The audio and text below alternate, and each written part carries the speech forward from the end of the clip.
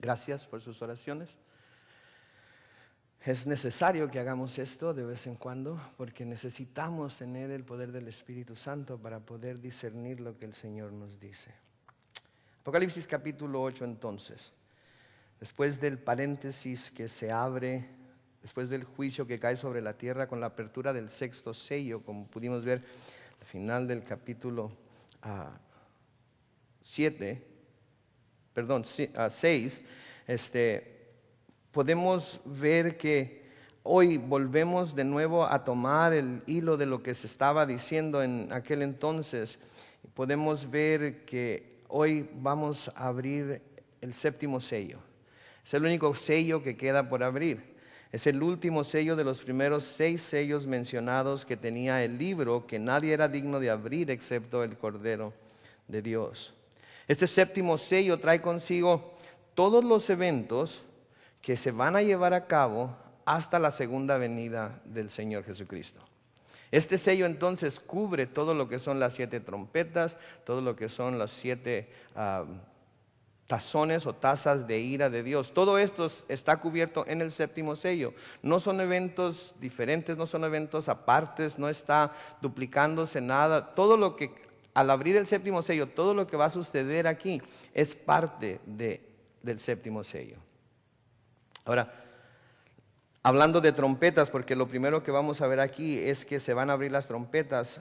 Las trompetas siempre han sido en la Biblia un instrumento por medio del cual se da aviso de algo. Vimos en nuestro estudio de hace 4 semanas, cuando empezamos a ver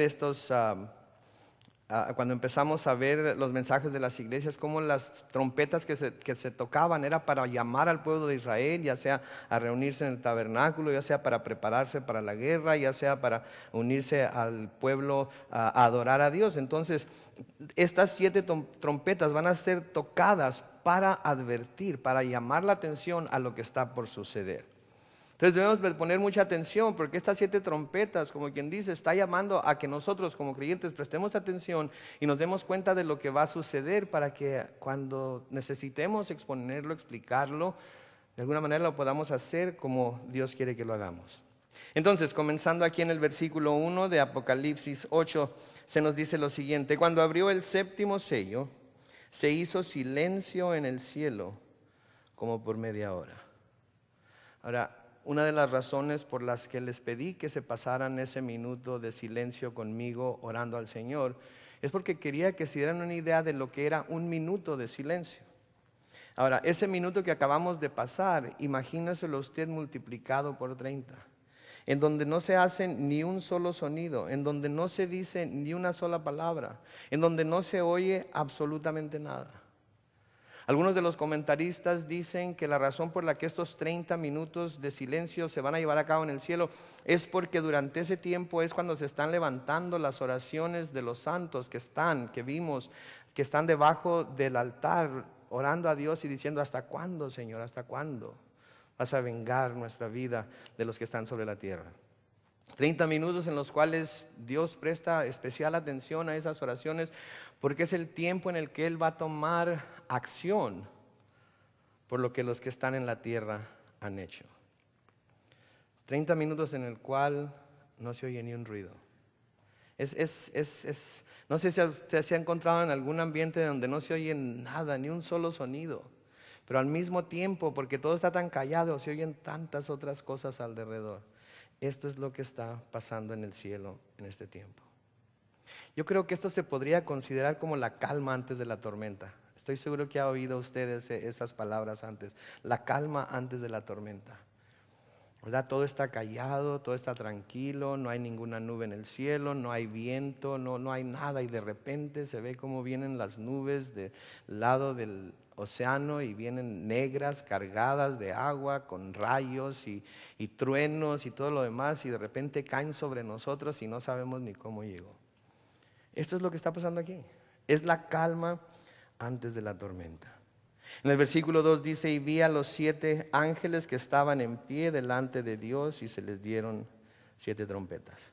No se nos dice mucho acerca del carácter de estos 7 ángeles. Si tomamos lo que el pasaje dice en su sentido más simple, podemos deducir que estos ángeles han sido Simplemente eso, ángeles, seres angelicales que Dios ha llamado, Dios ha señalado para desatar la serie de juicios que vienen con las 7 trompetas que se van a tocar. Ahora, algo que es digno de notar aquí es que estos ángeles están de pie ante Dios o delante de Dios, están ante el trono de Dios, lo que les da un lugar especial, un lugar de prominencia, un lugar de poder, un lugar que sobresale, porque ellos están delante del mismo trono de Dios. Es la misma manera y es lo mismo que se dice del ángel Gabriel en el Nuevo Testamento, en el libro de Lucas, cuando va y se presenta a Zacarías para decirle que su esposa Elizabeth va a tener un hijo. Se nos dice que cuando Zacarías pregunta quién es, le dice: yo soy Gabriel, que estoy delante de Dios y he sido enviado a hablarte y darte estas buenas nuevas. Entonces, podría ser ese mismo tipo de ángel. Podría ser que ellos tenían esa misma función. Podríamos decir entonces que estos ángeles son heraldos. Son heraldos. Un heraldo es aquel que va anunciando por las calles, o que anunciaba por las calles en tiempos antiguos lo que estaba sucediendo. En aquellos tiempos no se tenían periódicos, entonces iba un heraldo por las calles gritando la hora que era y si estaba sucediendo algo en las calles, si la gente debía quedarse en su casa o podía salir. Y pasaba por las calles gritando cosas como las 8 de la noche y todo tranquilo, para que la gente supiera que todo estaba bien. Sí, entonces estos ángeles eran como heraldos, pero su anuncio no era para advertir del peligro que viene, para que las personas que los escuchen se protejan, sino que vienen anunciando que el juicio de Dios ya ha llegado. Cuando toquen la trompeta, el juicio que acompaña esa trompeta, no va a haber ningún aviso, no va a haber nada que les dé tiempo de esconderse o de cuidarse, simplemente va a caer sobre el hombre. Pablo se llama a sí mismo heraldo en 2 de Corintios 9:27 y dice: golpeo mi cuerpo y lo pongo en servidumbre, no sea que habiendo sido heraldo para otros, yo mismo venga a ser eliminado. Pablo, cuando él andaba predicando, cuando él andaba plantando iglesias, cuando él andaba estableciendo iglesias, era lo que estaba haciendo. Estaba advirtiendo a los hombres acerca de la inminente venida del Señor, para que estuvieran listos para recibirlo, para que no tuvieran que pasar por lo que estamos leyendo que va a pasar en estos estudios que hemos estado haciendo. Sí, los ángeles entonces también ahora están anunciando, pero no para que los hombres se preparen, no para que los hombres se protejan, sino porque ya el juicio está sobre ellos. ¿Sabe que quizás para algunos de ustedes que están aquí presentes, esta serie de mensajes que hemos tenido en el libro del Apocalipsis estén funcionando como heraldos, llamándolos, advirtiéndoles de las cosas que están por venir sobre la tierra, de las cosas que en cualquier momento pueden comenzar, del arrebatamiento de la iglesia que se puede llevar a cabo en cualquier momento? Quizás para algunos de ustedes que están aquí, este sea una vez más, un heraldo más que les está llamando la atención a pensar en estas cosas. Sin duda todos los que están viendo por el internet ahorita o van a escuchar y ver este mensaje cuando lo pongamos en nuestra página de internet y lo pongamos en nuestros canales de YouTube, etcétera, van a escucharlo y este mensaje va a ser como un heraldo que les va a estar advirtiendo del juicio que viene y que deben prepararse antes de que el Señor venga por su iglesia para que puedan tener así el tiempo de arrepentirse y prepararse y ser encontrados, sellados por el Espíritu Santo de Dios y no tener que pasar por estas cosas. Yo creo que para esas personas, ya sea que estén aquí o nos estén viendo en una pantalla, creo que ahorita es cuando deben de tomar esto en serio y arrepentirse y creer en el Señor Jesucristo. Yo creo que ahorita es el tiempo. La palabra de Dios nos dice que ahora es el tiempo de salvación. Hoy es un día más que tienen de oportunidad para arrepentirse y acercarse a Él. Y sabe que yo creo tanto en que la venida del Señor está muy, muy cerca, que de hecho no me voy a esperar hasta el final del mensaje para decir si alguno quiere aceptar a Cristo, lo puede hacer ahorita, simplemente levante su mano y haga una oración. Sabe que ahorita mismo, no deje que este mensaje termine, no deje que este tiempo termine. Si usted sabe que no está bien con Dios, si usted sabe que nunca ha aceptado a Jesús como su Salvador, si usted nunca ha doblado la rodilla delante del Señor Jesucristo y ha puesto su fe en Él y ha creído en su sacrificio de parte suya para así poder ser salvo, hágalo en este mismo momento. No se espere a que yo lo invite. No se espere a que yo le diga levante su mano y haga una oración o que yo lo invite a pasar al frente. Ahí donde está ahorita usted puede decir, Señor, yo no estoy listo. Y si estas cosas que dice aquí la palabra de Dios, estas cosas que dice aquí la Biblia que van a pasar, sucedieran, yo iba a tener que pasar por ellas. No se espere entonces a que le hagan una invitación. Hágalo inmediatamente. Hoy es el día de salvación. Ahorita es el tiempo aceptable. Porque si viene Jesús antes de que termine este mensaje, se va a quedar atrás. Entonces hágalo ahorita mismo. En el versículo 3 se nos dice, otro ángel vino entonces y se paró ante el altar con un incensario de oro y se le dio mucho incienso para añadirlo a las oraciones de los santos sobre el altar de oro que estaba delante del trono. De la mano del ángel subió a la presencia de Dios el humo de incienso con las oraciones de los santos. Yo creo que esto nos debe de dar a nosotros como cristianos una nueva visión de lo que son nuestras oraciones para Dios. De cómo Dios ve y escucha nuestras oraciones. Porque aquí se nos dice que las oraciones de todos los santos son mezcladas con el incienso y las oraciones de todos los santos suben delante del altar de oro que está delante del trono de Dios. Si ustedes saben lo que es un incienso, ustedes conocen lo que es un incienso, saben que se usa para agradar, para hacer agradable el ambiente de una casa, de algún lugar. ¿Verdad? Pudiera estar algo que no huele bien en la casa, se prende una vara de incienso y el olor de ese incienso llena la casa y de repente ya se puede respirar. Es algo hermoso, ¿verdad? Esta es una imagen hermosa de cómo Dios aquí nos dice que nuestras oraciones se unen al humo del incienso que se está presentando delante de Él y suben a su presencia. Y porque son un olor fragante delante de Dios, porque son algo que Dios se deleita en ello, es algo que nosotros como sus siervos, es algo que nosotros como sus hijos debemos estar dispuestos a presentar delante de Él, mucho más de lo que lo hacemos. A menudo nosotros le damos muy poca importancia a la oración. Decimos que no, pero en realidad esto se ve en el hecho de que la usamos a veces solo como el último recurso cuando estamos pasando por problemas. Es solo cuando ya llegamos al final de nosotros mismos, es solo cuando ya usamos todos nuestros recursos, es solo cuando ya usamos toda nuestra inteligencia, cuando ya usamos todo nuestro conocimiento y no ha funcionado, que entonces clamamos a Dios y pedimos que nos salve.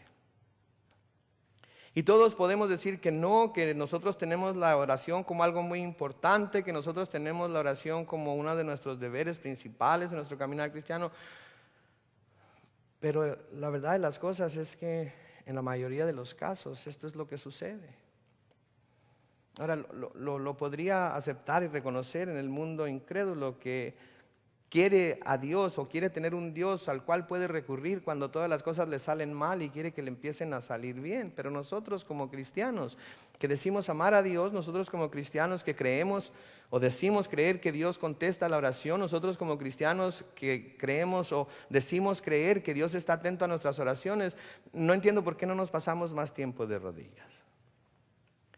Dedicamos muchísimo más tiempo a tantas otras cosas que a la oración. Y podemos decir que porque trabajamos mucho, porque estamos muy cansados, porque el día solamente tiene cierta cantidad de horas, pero ¿sabe qué? La verdad de las cosas es que nuestra vida debe ser una oración continua. Pablo nos dice que debemos de orar sin cesar. No hay razón por la que no debemos o podemos estar orando todo el día, sea donde sea que estemos, clamando a Dios, levantando nuestra voz a Dios y aquí y allá, pidiéndole, alabándolo, adorándole, teniendo comunicación con Él a través de cada hora del día. Y no solamente cuando los problemas vienen, no solamente cuando el problema está cayendo sobre nosotros y ya no tenemos otro recurso. Yo creo que debería ser lo contrario, ¿sí? Debemos estar en oración siempre para que cuando surjan los problemas y sabemos que van a surgir, tengamos la fortaleza para enfrentarlos. Y es solamente cuando hemos estado en oración, cuando hemos tenido comunión con el Señor, cuando hemos estado delante de Él, postrados, siendo fortalecidos por Él, que cuando vienen los problemas podemos soportarlos. De tal manera que no pedimos que nos saque del problema, que nos quite el problema, que alivie nuestro dolor, que alivie nuestro malestar, que alivie nuestra aflicción, que quite la tribulación. Simplemente nos rendimos a Él y decimos: Señor, hágase tu voluntad en mi vida. Si esto es lo que tienes para mí ahorita, entonces no te pido que lo quites, dame las fuerzas para poder salir adelante. Sí, así como la iglesia cuando principió la iglesia, así como la iglesia cuando nació la iglesia. Sí, ¿qué estaban haciendo los discípulos cuando nació la iglesia? Cuando de repente la iglesia salió de Jerusalén a ser lo que la iglesia es ahora. ¿Qué estaban haciendo? Estaban orando. Estaban en el aposento alto, clamando todos juntos, como iglesia, como congregación a Dios, pidiendo que la promesa que el Señor les había hecho del Espíritu Santo llegara. Ahora, cuando la promesa del Espíritu Santo llegó, ¿qué hicieron? ¿Se quedaron ahí escondidos hasta que algo los empujó a salir a predicar? No, inmediatamente salieron a hacer lo que sabían que tenían que hacer, que era predicar las buenas nuevas. ¿Por qué? Porque habían estado delante de Dios orando, habían estado delante de Dios clamando a Él, habían estado pidiendo que la promesa del Señor se cumpliera. Cuando el poder llegó y sintieron ese poder y vieron las evidencias de ese poder, sabían exactamente lo que tenían que hacer. Pero luego, ¿qué siguió a la predicación de la palabra? ¿Cuál fue el resultado para ellos de salir a predicar la palabra? Casi inmediatamente, ¿qué sucedió? Persecución. Empezaron a ser perseguidos, empezaron a ser puestos en la cárcel, empezaron a ser azotados. Se les amenazó para que no siguieran hablando, para que no siguieran predicando el nombre de Jesús. Se les dijo que tenían que quedarse callados. ¿Y qué fue lo que pidieron los discípulos cuando llegó esa persecución? ¿Qué fue lo que le pidieron al Señor? Señor, quita esta persecución de nosotros. Señor, mira, acaba con estos incrédulos, acaba con estos malvados, quítalos del medio. Haz que todo esté tranquilo para poder predicar tu palabra, para que nadie nos estorbe, para que no tengamos que sufrir esto. Eso no fue lo que pidieron. En Hechos capítulo 4, los versículos 23 y 24 nos dice esto: una vez que fueron puestos en libertad, una vez que salieron de la cárcel, una vez que ya los habían advertido que no hablaran en el nombre de Jesús, dice que vinieron a los suyos y contaron todo lo que los principales sacerdotes y los ancianos les habían dicho. Y ellos, habiéndolo oído, noten lo que hicieron: alzaron unánimes la voz a Dios y dijeron. De nuevo, ¿qué dijeron? Líbranos de este mal. Ayúdanos a que esto no nos pase. Acaba con todos estos que nos están persiguiendo. ¿Saben qué dijeron? Miren lo que dijeron en la segunda parte de este versículo. Soberano Señor, tú eres el Dios que hiciste el cielo y la tierra, el mar y todo lo que en ellos hay. Y brincándonos al versículo 29 le dicen: ahora, Señor, mira sus amenazas y concede a tus siervos que con todo denuedo hablen tu palabra. Escucha sus amenazas, escucha lo que nos están diciendo, ve lo que están haciendo, pero aún con todo eso concede que tus siervos tengan denuedo o valor para seguir hablando tu palabra, a pesar de lo que iban a sufrir. ¿Por qué podían decir eso? Porque habían estado orando, porque habían estado teniendo comunión con su Señor, porque habían estado pidiendo la promesa y la promesa de Dios se cumplió. Sabían lo que tenían que hacer y sabían que la única manera que lo iban a poder lograr era con la ayuda de Él. Así debemos de ser nosotros también. Debemos estar orando desde antes de que pasen las cosas. Debemos estar orando desde antes que vengan los problemas. Debemos estar orando desde antes que vengan las enfermedades. ¿Alguna vez hizo una oración así?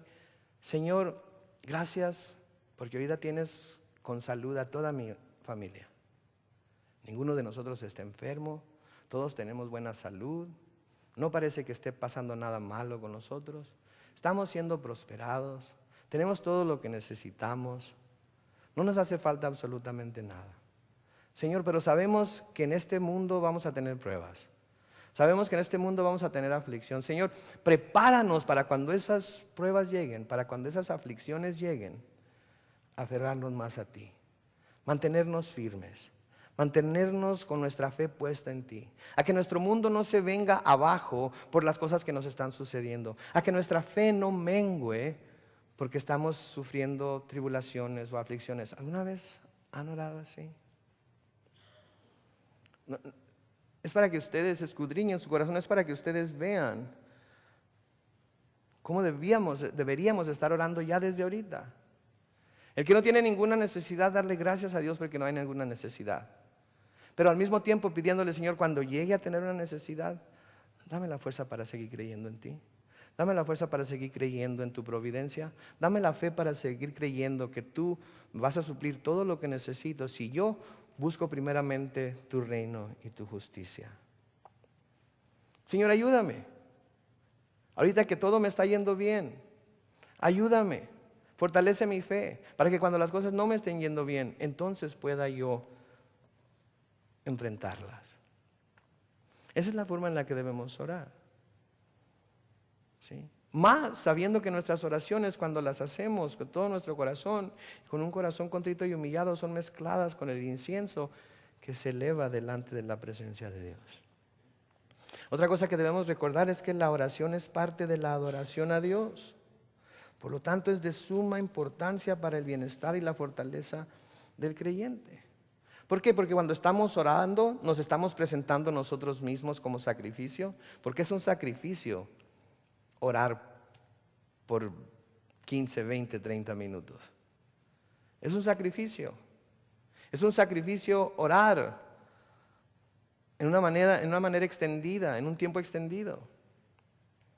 Si a veces nos proponemos orar y oramos y pasan 5 minutos y vemos el reloj y sentimos que ya pasó 1 hora y apenas van 5 minutos de oración. Y nos levantamos y dejamos de comunicarnos con Dios, dejamos de hablar con Él, dejamos de adorarle, porque ya se nos hace demasiado tiempo. La oración es cuando nos postramos delante de Él y lo exaltamos a Él, como hablábamos la semana pasada. La oración es cuando estamos de rodillas ante los pies de nuestro Señor y le estamos rindiendo el tributo que Él merece. Entonces la oración es parte de la adoración, así como el cantar es parte de la adoración, así como servir es parte de nuestra adoración a Dios, así como ofrendar es parte de nuestra adoración a Dios, así también el orar es parte de nuestra adoración a Dios. Pero a veces tratamos la oración como el método de presentarle a Dios nuestra lista de necesidades y peticiones, sin acordarnos delante de quién vamos. En el Salmo 141 y el versículo 2 dice lo siguiente: suba mi oración delante de ti como el incienso, el don de mis manos como la ofrenda de la tarde. ¿Sí? Suba mi oración delante de ti como el incienso. El incienso era una ofrenda que se presentaba delante de Dios. El sacerdote ponía un incienso especial en el incensario, así como lo estamos viendo aquí en Apocalipsis 8. Entraba con él al lugar santísimo y llenaba el lugar santísimo de la fragancia del incienso. Eso es lo que debe ser nuestra oración delante de Dios. Ahora debemos preguntarnos, nuestras oraciones en la manera que las presentamos, ¿serán un incienso agradable delante de Dios? ¿Algo que presentamos como un sacrificio? ¿O es como estar dándole nuestra orden al mesero en el restaurante? Muy importante por cómo Dios ve nuestras oraciones. Y nuestras oraciones es cuando nos damos cuenta de qué tan cerca está Dios de nosotros también. Porque presentar en nuestras oraciones al adorarle a Él primero y después de adorarle, después de confesarnos, después de darle gracias, entonces suplicamos y pedimos las cosas que queremos que Él haga por nosotros o nos dé, nos damos cuenta de lo cercano que Él está a nosotros. En el Salmo 145 y el versículo 18 se nos dice: cercano está Jehová a todos los que le invocan, a todos los que le invocan de veras. Cumplirá el deseo de los que le temen, oirá a sí mismo el clamor de ellos y los salvará. La palabra clave aquí es de veras. No es un servicio de labios nada más. No es solamente cuando le necesitamos. No es solamente cuando queremos que intervenga. Es cuando le buscamos a Él de veras, cuando le buscamos a Él por quien Él es, cuando le buscamos a Él porque sabemos cuánto vale para nosotros y porque sabemos lo que Él puede hacer. En el Salmo 32, versículos 6 y 7 dice: por esto orará a ti todo santo en el tiempo en que pueda ser hallado. Ciertamente en la inundación de muchas aguas no llegarán estas a Él. Tú eres mi refugio, me guardarás de la angustia, con cánticos de liberación me rodearás. Cuando estamos orando, buscando a Dios por lo que Él es, cuando estamos orando, clamando a Dios, pidiendo perdón, cuando estamos orando, dando gracias a Dios por todo lo bueno que Él nos ha dado, Él nos rodea con cantos de liberación. Nos sentimos libres, nos levantamos ligeros, nos levantamos bendecidos. Este domingo pasado nos dimos cita en el Salón 202 para orar un grupo de hermanos y su servidor. Y lo que tratamos de hacer es orar durante 20, 30 minutos para luego unirnos aquí en el santuario a todos los hermanos que están aquí cantando y alabando al Señor. Estábamos allá arriba y no dejaban los hermanos de orar. Uno tras otro, oraba, levantaba su voz. Oraciones de arrepentimiento, oraciones de confesión, oraciones de súplica, oraciones de acción de gracias, uno tras otro, tras otro. Cuando menos cuenta me di, ya eran las 6:20. Nos pasamos como 40 minutos orando, casi 45 minutos orando allá arriba y ni cuenta nos dábamos. ¿Por qué? Porque estábamos buscando a Dios de todo nuestro corazón, estábamos queriendo tocarle y ser tocados por Él. Queríamos que nuestras oraciones fueran ese incienso que se ofrece delante de Dios. Cuando la oración es así, no es aburrida. Cuando la oración es así, no parece que pase mucho tiempo.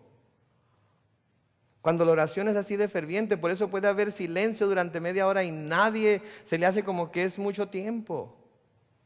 Pero la oración debe ser así. El Señor Jesucristo, hablando de la oración en Mateo capítulo 7, los versículos 7 y 8 y siguientes, nos dice: pedid y se os dará, buscad y hallaréis, llamad y se os abrirá.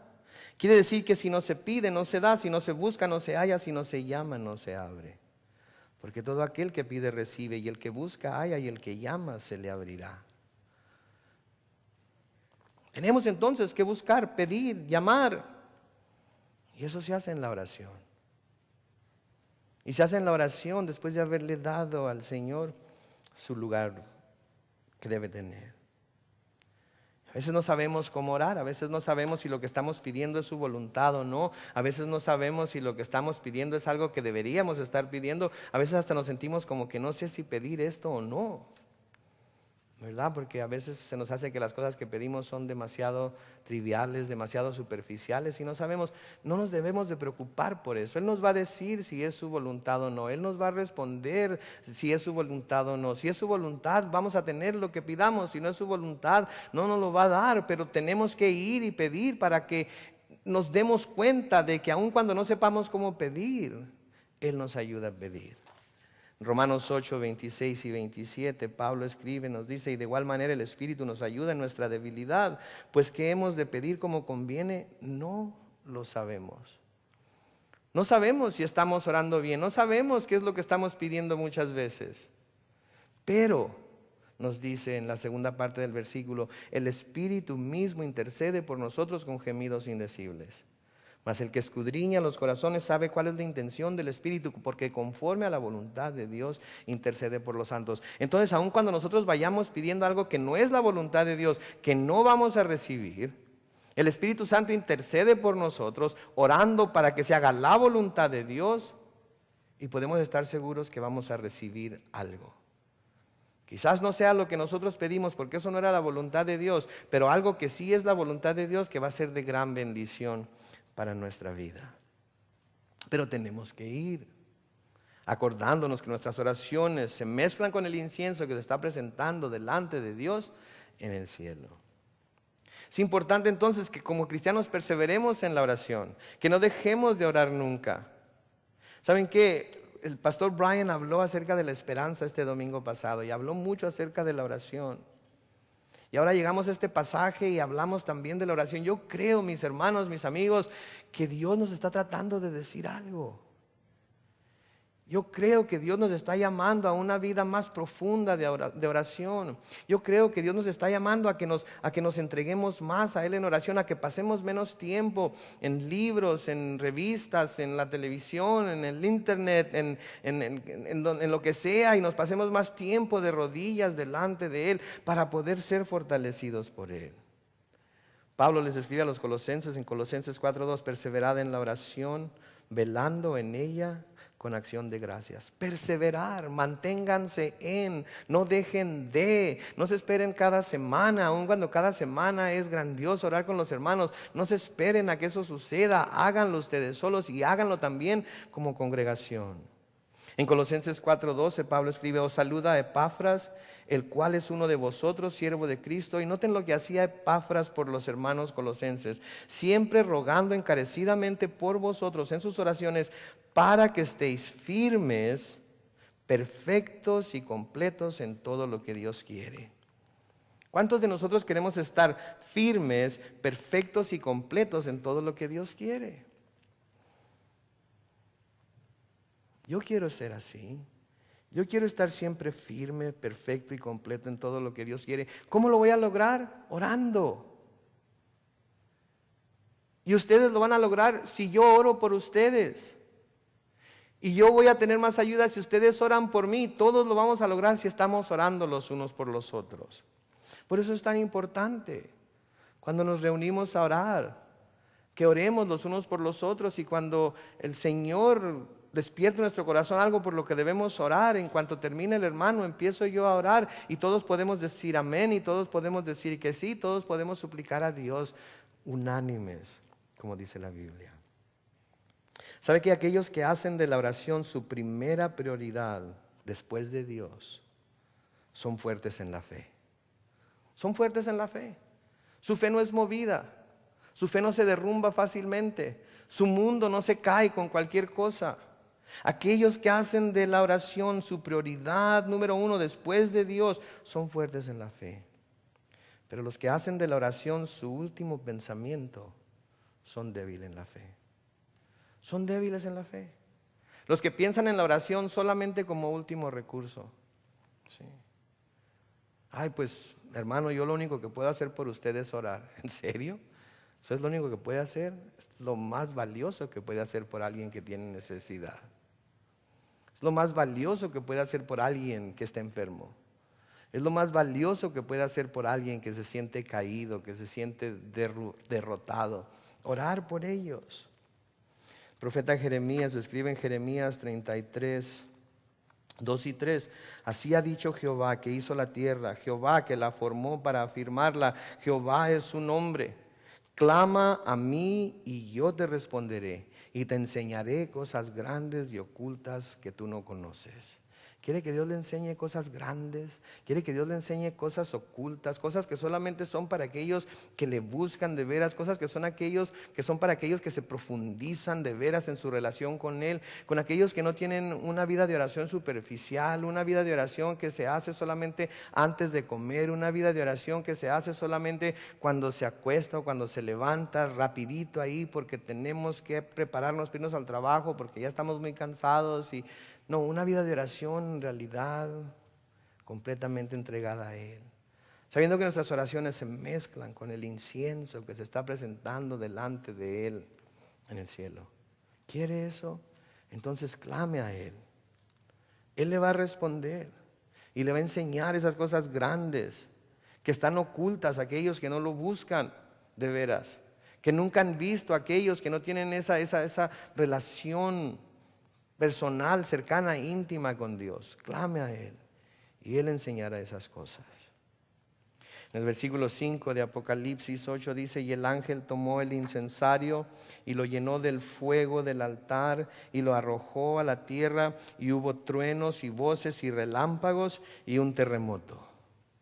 Ahora toma ese incensario de donde estaban saliendo el incienso y se estaba mezclando con las oraciones de los santos, y ahora toma ese incensario lleno de fuego del altar y lo arroja a la tierra. Y cuando ese incensario cae sobre la tierra, hay truenos y voces y relámpagos y un terremoto. ¿Sabe que el fuego simboliza el juicio de Dios? Es el símbolo del juicio de Dios. Pero hay algo muy hermoso que está sucediendo ahorita en esta dispensación de tiempo en la que nos encontramos nosotros. Porque ahorita en este tiempo, si nos acercamos a Dios, Él puede tomar fuego del altar como lo hizo con Isaías, y puede tocar nuestros labios, puede tocar nuestra vida con ese fuego, y nos va a limpiar y nos va a purificar para que nosotros podamos estar en su presencia. Pero cuando llegue este tiempo del cual está hablando aquí el libro del Apocalipsis, el fuego de Dios ya no va a ser para purificar. El fuego de Dios ya no va a ser para preparar al hombre para estar delante de la presencia de Dios. El fuego de Dios va a ser para juzgar al hombre. Entonces, si ahorita el fuego de Dios está a nuestra disposición para poder ser limpios y purificados y acercarnos a Dios, entonces aprovechémonos de este tiempo en el cual nos encontramos para caer sobre nuestro rostro como lo hizo Isaías. Y confesemos delante de Dios que somos hombres inmundos, de labios inmundos, que vivimos en un mundo inmundo, y permitamos que Él tome el carbón, el fuego del altar y toque nuestros labios y nuestra vida para ser purificados. Porque si nos esperamos hasta estos días, el fuego que va a descender sobre la tierra no va a ser para purificar, sino para juzgar. De nuevo, hoy es el día aceptable. Hoy la salvación todavía es alcanzable, hoy todavía se puede tener. No pierda más el tiempo.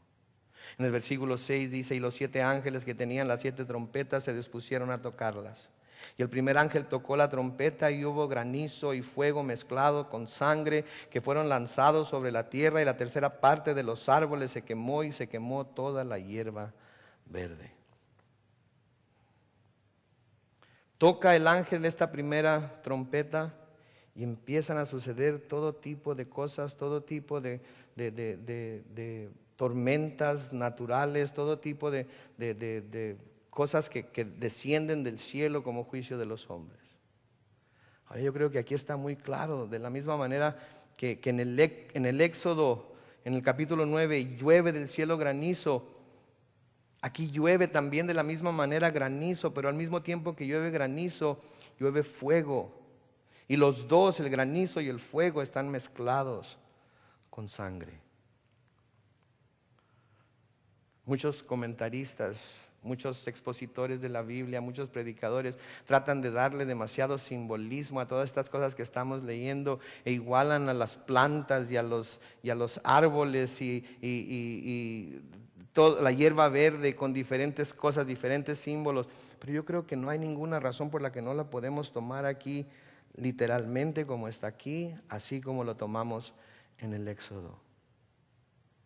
El granizo cae con relámpagos, golpeando a los hombres, golpeando a las bestias, causando heridas que sangran. Y así se mezcla la sangre con el granizo y con el fuego. Es muy sencillo, es muy fácil visualizarlo. ¿Alguna vez ha visto usted cuando cae un granizal cómo quedan a veces los carros, los capacetes, los frentes de los carros, cómo se rompen vidrios? ¿Nunca han visto la seriedad con la que son heridas algunas personas cuando les cae un granizo en la cabeza? Entonces, esto es lo que está sucediendo aquí. Está cayendo granizo, están cayendo rayos, están golpeando a los hombres, están golpeando a los animales. Y se mezcla todo con la sangre. Y se nos dice que la tercera parte de los árboles se quemó, y se quemó toda la hierba verde. En el versículo 8 dice: el segundo ángel tocó la trompeta, y como una gran montaña ardiendo en fuego fue precipitada en el mar, y la tercera parte del mar se convirtió en sangre. Tocó la trompeta y luego noten que dice, y como una gran montaña. ¿Se acuerdan la palabra como? Es algo que parece una gran montaña, pero no quiere decir que sea una gran montaña. Podría ser un meteorito gigantesco que desciende del cielo sobre el mar en la tierra y que lo contamina. Sí, cuando yo viajaba a Yucatán, en la fábrica en la que iba a trabajar, en la parte de atrás de la fábrica había una piedra, una roca gigantesca. Y los que habían construido la fábrica muchas veces quisieron sacar esa roca de ahí para poder construir en el lugar donde estaba, y no le encontraban el fin, no le encontraban cómo sacarla, estaba demasiado grande. Me acuerdo que el supervisor de calidad de la fábrica decía, yo creo que este fue el meteorito que cayó en la tierra que acabó con todos los dinosaurios. Eso era lo que él decía, ¿verdad? Pero era gigantesco, era gigante. Habían pasado ya como 10 años desde que habían empezado a construir la fábrica y seguían escarbándole alrededor y no llegaban al final de la piedra. Y porque no la habían descubierto tanto cuando empezaron a construir la fábrica, no le pusieron dinamita o algún explosivo para hacerla explotar. Ahora que la fábrica ya estaba construida, no podían hacerlo porque entonces iban a acabar con todo. Pero por más que le escarbaban, no podían encontrar el final de la piedra. Esto es de lo que está hablando aquí. Una gran montaña, un gigantesco meteorito, un fuego se precipitaba en el mar. La tercera parte se convirtió en sangre. Ahora, cuando hablamos de que la tercera parte del mar se convirtió en sangre, no es muy difícil imaginarlo, ¿verdad? De nuevo en el libro de Éxodo, ¿qué hizo el Señor cuando mandó las plagas a Faraón en Egipto? ¿No convirtió el río Nilo en sangre? Entonces no es algo raro, no es algo extraño, no es algo que Dios no ha hecho antes. ¿Cuál es el resultado de que esto suceda? Mire el versículo 9, y murió la tercera parte de los seres vivientes que estaban en el mar, y la tercera parte de las naves fue destruida. Ok, aquí tenemos un problema entonces. ¿Cómo es que cuando se convierte el agua en sangre, sean destruidas la tercera parte de las naves? ¿Qué tiene que ver eso con las naves, verdad? Tendríamos un problema aquí, pero recuerden, lo que murió por la sangre o lo que murió por la contaminación fueron los seres vivientes que estaban en el mar. No dice que las naves fueron destruidas por la sangre, pero sí fueron destruidas por lo que causó esa gran montaña o esa gran cosa como montaña que cayó en el agua. Ahora recuerden, en el versículo 5 se nos dice que hubo un terremoto. ¿Ha oído hablar usted de un maremoto, que es un terremoto que se lleva a cabo dentro del mar? ¿Qué es lo que una de estas cosas causa? ¿Alguien sabe lo que es un tsunami? Acabamos de ver lo que sucedió en Japón hace un par de años con ese tsunami. ¿Por qué? Porque hubo un terremoto en medio del mar que levantó olas tan grandes que empujaron el mar fuera de sus límites e inundaron ciudades enteras. Y como vimos los videos en la televisión de barcos y lanchas y carros y casas siendo arrastradas por ese tsunami.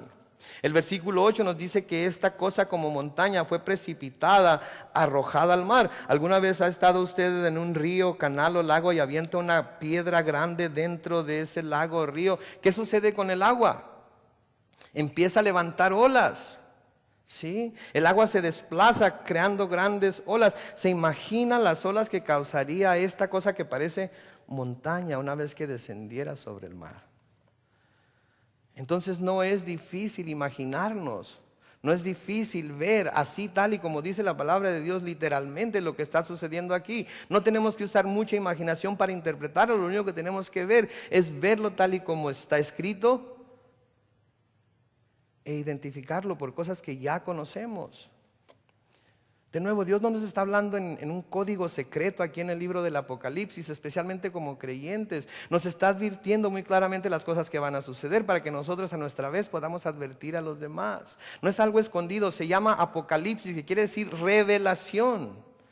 Si algo debe causar el estudio de este libro es que veamos las cosas con más claridad todavía.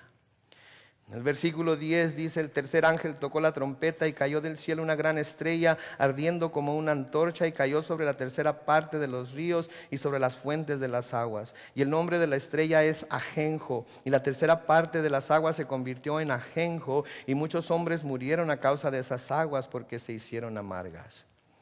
¿Qué podría ser esto? Todos hemos visto las estrellas que pasan por el cielo, que van rumbo a la tierra a caer, ¿no es cierto? Y todos hemos visto que son como cuando se enciende un cerillo. ¿Alguna vez han visto cómo se enciende un cerillo y de repente ahí está la llama? Esto es lo que está sucediendo aquí. De nuevo, un meteorito quizás más pequeño o de lo que la montaña que se vio, pero es algo similar. ¿Y qué sucede? Cuando cae a las aguas, contamina el agua. Todas las aguas dulces, todas las aguas que el hombre usaba para beber, todas ellas se hicieron amargas. ¿Qué les recuerda esto? Esto es lo contrario que de lo que pasó en el desierto con los hijos de Israel, ¿no es cierto? ¿Se acuerda cuando llegaron a Mará, tenían sed, probaron el agua y el agua estaba amarga? No pudieron tomarla. Pero luego, ¿qué hace Dios? Dios le dice a Moisés que tome un árbol que él le señaló y que lo echara dentro de las aguas de Mará. ¿Y qué sucedió con las aguas? Las aguas se hicieron dulces y pudieron tomarlas. ¿Y qué nos presenta esto? Esto nos presenta una imagen del sacrificio de Jesús en la cruz, el árbol, por así decirlo. De cómo cuando ese sacrificio se aplica a nuestra vida amarga de pecado es transformada en la dulce fragancia de vida delante de Dios. Sí, ahora en este tiempo va a pasar todo lo contrario. Lo contrario es lo que está sucediendo aquí. El juicio de Dios ha llegado, y lo que servía en un tiempo para dar vida al hombre, ahora le trae muerte. Sabemos que un ser humano no puede vivir mucho tiempo sin beber agua. Imagínese usted, la tercera parte de las aguas del mundo, todas son amargas, todas están envenenadas con ajenjo. Y no van a poder tomar agua. Y muchos van a morir. El versículo 12 dice: el cuarto ángel tocó la trompeta y fue herida la tercera parte del sol y la tercera parte de la luna y la tercera parte de las estrellas, para que se oscureciese la tercera parte de ellos y no hubiese luz en la tercera parte del día y asimismo de la noche. Ahora, esta trompeta, a diferencia de las otras tres que afectaron a la tierra, tiene que ver con los fenómenos que pasan en los cielos.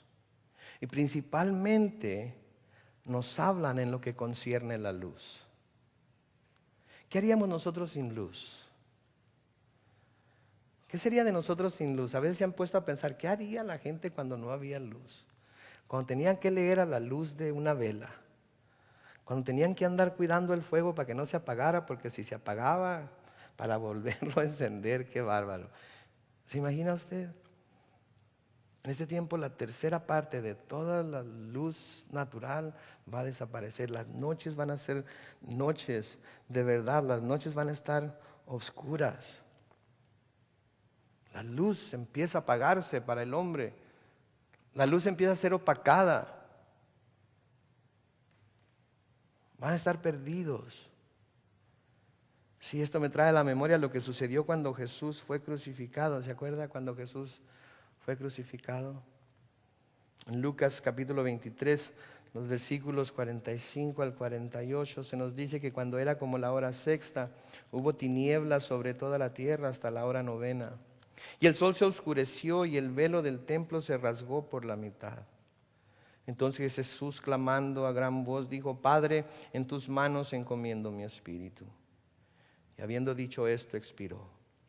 Cuando el centurión vio lo que había acontecido, dio gloria a Dios, diciendo: verdaderamente este es hombre justo, este hombre era justo. Y toda la multitud de los que estaban presentes en este espectáculo, viendo lo que había acontecido, se volvían golpeándose el pecho. Fíjense, las cosas, el cielo se oscureció, era mediodía y todo estaba completamente oscuro. El velo del templo se rasgó. El Hijo encomienda el Espíritu a las manos del Padre y consuma así finalmente el pago por el pecado de la humanidad. Pero noten lo que sucede aquí en el último versículo, en el versículo 48 de Lucas 23. Nos dice que la multitud, toda la multitud de los que estaban presentes en el espectáculo, viendo lo que había acontecido, se volvían golpeándose el pecho. ¿Sabes cuál es la diferencia entre esto que está sucediendo aquí en Lucas y lo que está sucediendo en el Apocalipsis? Que cuando menos aquí en Lucas, al darse cuenta de lo que había pasado, hubo quienes sintieron remordimiento. Hubo quienes se dieron cuenta de que lo que habían hecho estaba mal. Hubo quienes se dieron cuenta de que Jesús en realidad era justo, que habían matado a alguien que no tenía razón por morir, que no tenía culpa por la cual iba a morir. ¿Sabes lo que sucede en la gran tribulación? Y lo vamos a ver la semana que entra en el capítulo 9. Durante la gran tribulación, aún con todo lo que está pasando, se nos dice que los hombres no se arrepintieron de sus maldades, de sus hechicerías, de todos sus pecados. No se arrepentían. Aun cuando estaban viendo todo lo que estaba sucediendo, no se podían arrepentir, no se acercaban a Dios, no clamaban a Dios pidiendo perdón. Por eso cuando alguien me dice, yo me voy a esperar, si va a haber salvación durante la gran tribulación, yo me voy a esperar. ¿Quién les dice que van a poder sentir convicción cuando esto esté sucediendo? ¿Quién les dice que como estos hombres de los que nos está hablando aquí, no van a simplemente a levantar su puño contra Dios y lo van a maldecir más, sellando así su destino eterno a estar en el lago de fuego? Hoy es el día aceptable. Hoy es el día de salvación. Mañana quizás no venga. ¿Qué vemos aquí entonces en este capítulo de Apocalipsis 8? ¿Qué estamos viendo?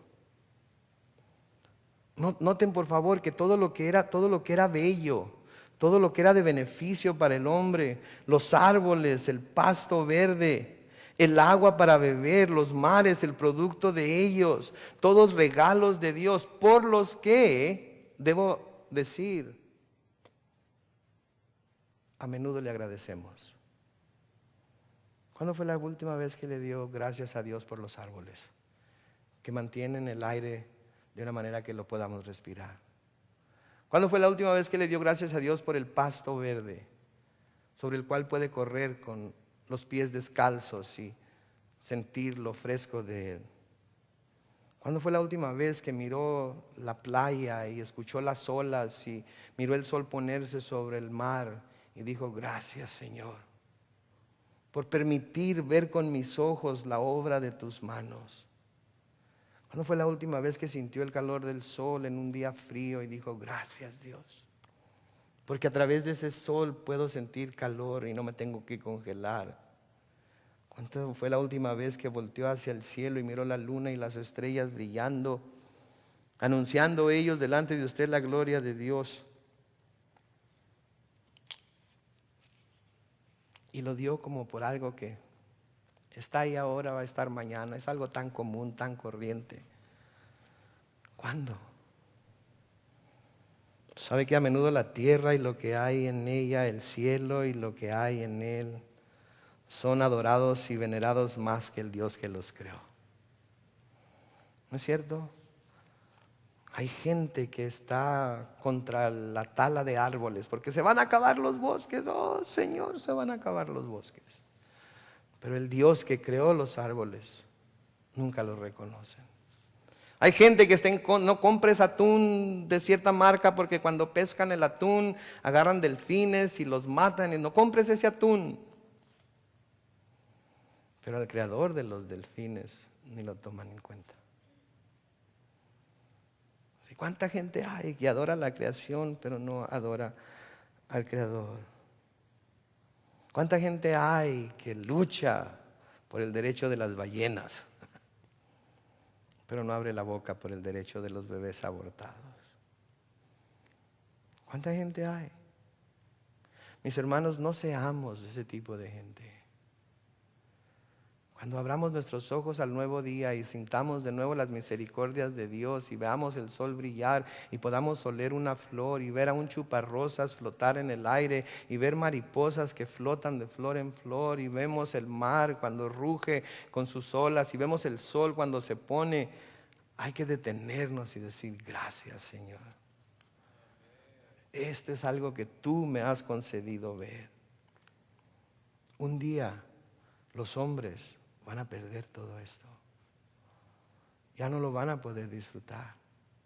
El juicio de Dios va a caer sobre ellos y todo esto va a desaparecer. ¿Sabe qué? Estos juicios que hemos visto aquí hoy, tan dramáticos, son evidencia de la soberanía de Dios. Que los hombres blasfemos de la tierra ya no van a poder ignorar. Aquellos que rechacen al Señor ya no van a poder ignorar que Dios es el Rey. Dios es el amo y Señor, y Él hace como Él quiere. Sin embargo, tan horrendos como estos juicios son que hemos leído aquí, miren lo que nos dice el versículo 13. Y miré y oí a un ángel volar por en medio del cielo, diciendo a gran voz: ay, ay, ay de los que moran en la tierra, a causa de los otros toques de trompeta que están por sonar los 3 ángeles. ¿Se fija? Aun cuando estos juicios son horrendos, aun cuando estos juicios son de dar miedo, el ángel está advirtiendo: ay de los que están en la tierra, porque los juicios que vienen todavía van a ser peores aún. Por eso debemos estar en oración constantemente. Por eso debemos estar hablando del Evangelio constantemente. Por eso debemos buscar oportunidades para testificar de la grandeza del amor y la gracia de Dios. Porque estos juicios van a ser horrendos para los que se queden atrás. Y no queremos que nuestra familia se quede atrás. No queremos que nuestros hijos, nuestros parientes, nuestros padres se vayan a quedar atrás. No debemos desearle a nuestro peor enemigo que se quede atrás, porque también por él vino a morir Jesús. Entonces, al darnos cuenta de estas cosas, hay que abrir la boca, hay que decir, y no hay que dejar de orar para que muchos más vengan al conocimiento de Dios y puedan ser salvos. Amén. Oremos. Padre Celestial, gracias, Señor, por tu palabra una vez más. Y gracias, Señor, por permitirnos terminar este capítulo. Te damos gracias, oh Dios, porque podemos ver estas cosas y nuestro corazón brinca, Señor, de gozo al saber que nosotros, por creer en Cristo, no tendremos que pasar por ninguna de ellas. Pero al mismo tiempo, Señor, nuestro corazón se llena de temor por aquellos que conocemos, Señor, algunos parte de nuestra propia familia que todavía no doblan la rodilla, que todavía no, Señor, han declarado a Jesús como su Salvador, que todavía, Señor, no han creído con esa fe salvadora que solamente por medio de Él podrán escapar de este tiempo. Dios del cielo, te pedimos en esta tarde, Señor, que abras nuestros ojos, que nos ayudes a ver lo importante es que como cristianos estemos orando para mantenernos firmes, Señor, por el poder de tu Espíritu, aún en medio de las más grandes tribulaciones y aflicciones, y que nos ayudes, Señor, a cada oportunidad que tenemos, abrir nuestra boca y advertir, Señor, a todo el que esté dispuesto a escuchar de las cosas que vienen. Señor, danos tu Espíritu Santo, ayúdanos, oh Dios. Queremos, oh Dios, hablar a cuanta persona podamos. Cuando estamos en la línea en el mercado para pagar, cuando estamos en la línea en el banco para cambiar nuestro cheque, cuando estamos en la gasolinera esperando que el que esté enfrente de nosotros se mueva, Señor, ayúdanos. Danos el denuedo, así como los discípulos al principio, el nacimiento de la iglesia, Señor, no pidieron que aligeraras la carga, pidieron que les dieras más denuedo para seguir predicando el nombre de Cristo. Haz lo mismo con nosotros, Señor. Ayúdanos a ver, oh Dios, que no vas a contender con el hombre para siempre, que hay una ventana de tiempo en la cual el hombre puede acercarse a ti y esa ventana está por cerrarse. Señor, ayúdanos a sentir urgencia, amor por los perdidos, Señor. Te damos gracias, Dios, porque por tu Espíritu nos revelas estas cosas y nos ayudas, oh Dios, a estar bien arraigados de nuestra fe. Sigue instruyéndonos, oh Dios, abriéndonos los ojos, haciéndonos ver cuán importante es que abramos nuestra boca, Señor. Y danos una vida más profunda de oración, Señor, una vida más profunda de comunión contigo, Dios, que no desperdiciemos ni un momento y que aprovechemos cada momento que tenemos individualmente y como iglesia para acercarnos a ti en oración, para que nuestras oraciones sean mezcladas con el incienso que sube delante de ti en el cielo y sean un olor fragante para ti. Sé con nosotros, Señor, en el nombre de Cristo Jesús. Y todos dijeron, amén y amén. Dios les bendiga. No se les olvide, el próximo martes es nuestro martes de comunión y nuestra cena de traje. Los esperamos. Adiós.